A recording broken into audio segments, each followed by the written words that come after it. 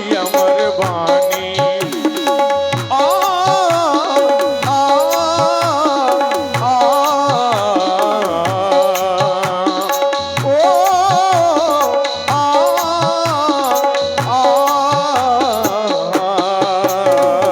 ज्ञान की ये गंगा ऋषियों की अमर वाणी।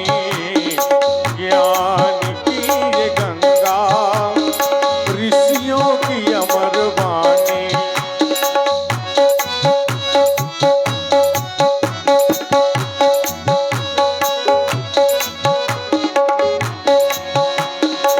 या देवी सर्वभूतेषु शक्तिरूपेण संस्थिता। नमस्तस्यै नमस्तस्यै नमस्तस्यै नमो नमः। है ज्ञानी की ये गंगा ऋषियों की अमर वाणी। ज्ञान की ये गंगा ऋषियों की अमर वाणी। रामलीला रामलीला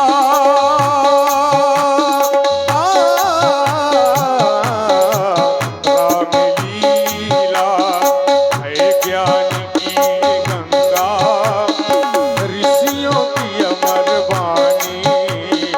ज्ञान की ये गंगा ऋषियों की अमर वाणी। रामलीला रामलीला रामलीला रामलीला रामलीला रामलीला। मंगल भवन अमंगल हारी। प्रभु सो दशरथ अनिर बिहारी।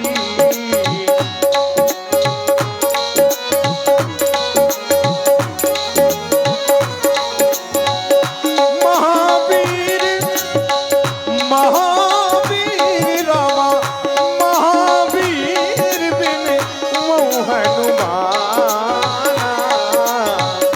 राम जासो यस आप बखाना।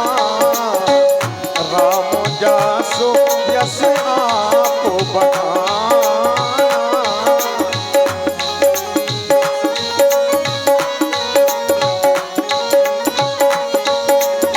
आज की कथा, आज का प्रसंग प्रारंभ करते हैं करी भोजन।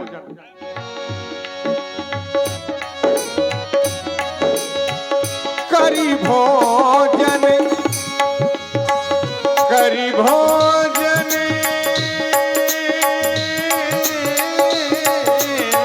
करी भोजन करी भोजन करी करी भोजन मुनिवर विज्ञानी। करी भोजन मुनि पर विज्ञानी। लगे कहन कछु कथा पुरानी।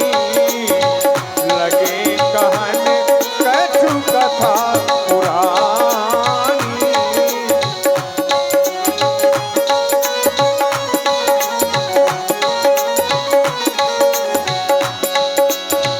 विगत दिवस विगत दिवस रमा विगत दिवस विगत दिवस विगत दिवस विगत दिवस गुरु आय सुपाई।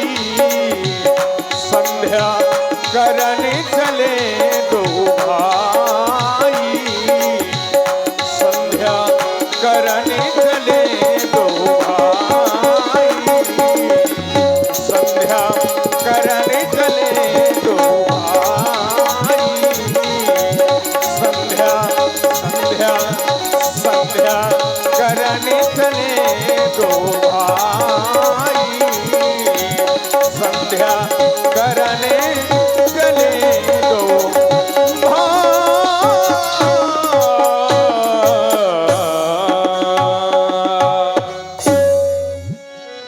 करी भोजन मुनिवर विज्ञानी लगे कहन कछु कथा पुरानी, लगे कहन कछु कथा पुरानी। धर्मात्मा भोजन उपरांत पौराणिक कथा, कथा कहना और कथा सुनना यति आवश्यक है। कथाओं से हमें अपने धर्म और अपने कर्म का ज्ञान होता है।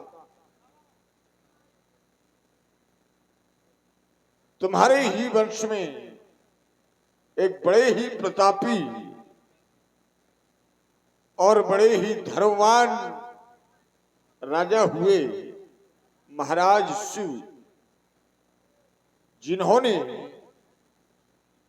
एक पक्षी की रक्षा के लिए अपने शरीर के संपूर्ण मांस का भी दान कर दिया था। महाराज शिव की परीक्षा लेने के हेतु इंद्र ने बाज का रूप धारण किया और अग्नि ने कबूतर का रूप धारण किया। कबूतर उड़ते उड़ते बाज के भय से भयभीत होकर के महाराज शिव की जंघा में जाकर के बैठ गया। और महाराज शिव ने जब ये जाना कि ये तो हमारी शरण में आया है, ये बाज से भयभीत है, तो उसे शरणार्थी जान करके महाराज शिव ने उसे अभय दान दे दिया। कुछ समय के पश्चात इंद्र भी बाज रूप में पहुंचे और इंद्र ने कहा, महाराज वो कबूतर मेरा भोजन था, आप उसे मुझे प्रदान करें, मेरे साथ अन्याय न करें, मेरा भोजन न छीने। उस समय महाराज शिव धर्म संकट में खड़े हो गए और उन्होंने विचार करके यह निर्णय लिया कि ये शरणार्थी है, अगर मैं इसे त्यागता हूं तो धर्म की हानि, और अगर इसका भोजन इसे प्राप्त नहीं हो रहा, ये भूख से अगर प्राणों का त्याग कर देगा तो भी मेरे लिए पाप ही होगा। ऐसी धर्म की स्थिति में महाराज शिव ने निर्णय लिया कि मैं अपने धर्म की रक्षा करूंगा, भले ही इससे भोजन के लिए मुझे अपने शरीर का मांस क्यों ना प्रदान करना पड़े। यही निर्णय लिया और एक तराजू मंगाया, एक तराजू पर वो कबूतर रखा गया और एक में महाराज शिव का मांस, लेकिन उसका वजन इतना बढ़ता गया, इतना बढ़ता गया कि महाराज शिव ने अपने संपूर्ण शरीर का भी दान कर दिया। और जब शरीर का दान किया तब इंद्र और अग्नि दोनों अपने वास्तविक रूप में आ गए। इन्होंने कहा, महाराज आपकी जय हो, हम तो आपके धर्म की परीक्षा लेने की आए थे, ना मैं कबूतर हूं और न ये बाज है, ये अग्नि है और बाज रूप में मैं इंद्र हूं। ऐसे ऐसे दानी हुए जिन्होंने धर्म की रक्षा में तन मन धन सब कुछ दान कर दिया। आप उसी के वंशज हो। राम धरती में धन की और उस लोक में धर्म की विशेष आवश्यकता होती है। अगर धरती में धन नहीं है तो मानव के पास कुछ नहीं, और अगर परलोक के लिए धर्म नहीं है तो भी जीवन व्यर्थ है। धरती में जीने के लिए धन की आवश्यकता और परलोक में सुख प्राप्त करने के लिए धर्म की विशेष आवश्यकता होती है। और इसीलिए बिना धन के धर्म नहीं होता। राजनीत धन बिन धर्म, इन दोनों की विशेष आवश्यकता है। राम, जो धन हम यहां कमाएंगे वो यही रह जाएगा, वो साथ जाने वाला नहीं है। क्योंकि शास्त्र प्रमाणित करते हैं धनान्य भूमे पशुवास कोष्ठे, जो धन हम कमा करके जहां रख देंगे वो वहीं रखा रहेगा। जो पशु हम पशुशाला में बांध देंगे तो शरीर छूटने के बाद वो पशु भी हम इधर उधर नहीं कर सकते। जीवन में बहुत साथी मिलते लेकिन कोई साथी भी साथ देने वाला नहीं रह जाता। यहां तक कि जिसे लोग जीवन संगनी कहते हैं वो जीवन संगनी भी साथ देती है तो केवल दरवाजे तक। नारी गृह द्वारे जनांसा श्मशाने, जितना परिवार सगे संबंधी हैं ये साथ देंगे तो केवल शमशान भूमि तक। अरे जिस पर जीव को विशेष अभिमान होता है, मैं बड़ा बलवान हूं, मैं बड़ा सुंदर हूं, ये शरीर भी जीव का साथ कहां तक देता है? केवल चिता तक। देहस्य चितायाम, चिता से ये शरीर भी साथ छोड़ देता है। पर लोग मार्गे धर्मान गो गच्छति जीव एका, पर लोग जाता है तो केवल धर्म जाता है। इसलिए मानव को धर्म की रक्षा करनी चाहिए।